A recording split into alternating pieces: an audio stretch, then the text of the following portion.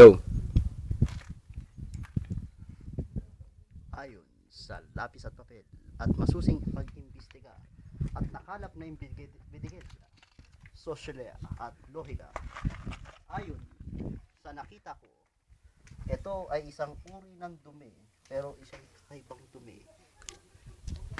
At narito nga pala ang mga batong ito, no? At sila'y binuo, no, ng taong nagdumi, no, ng bato. O nga pala, may show pala ako, nakatulog ako, sorry. Ito ay bato at wala tayong magagawa dito kundi isang bato. Wala rin siyang silbi sa atin, yan lang yan. Ito nga pala si Roberto Maglang Awa.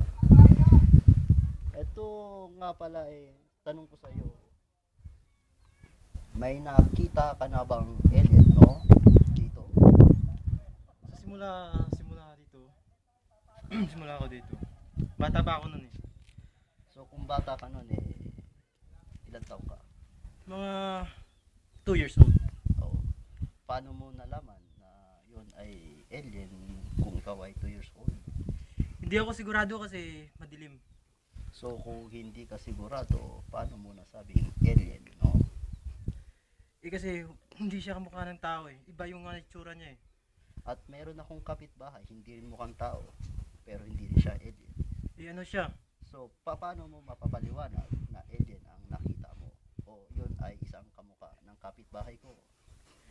Kasi kamukha mo yun eh.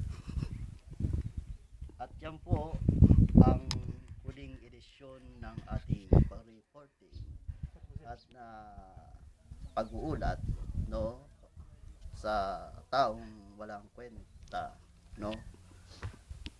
At sa masusing pag-iimbestiga, nalaman po na hindi po alien ang nakatira rito kung hindi ka mag-anak ng kapitbahay ko.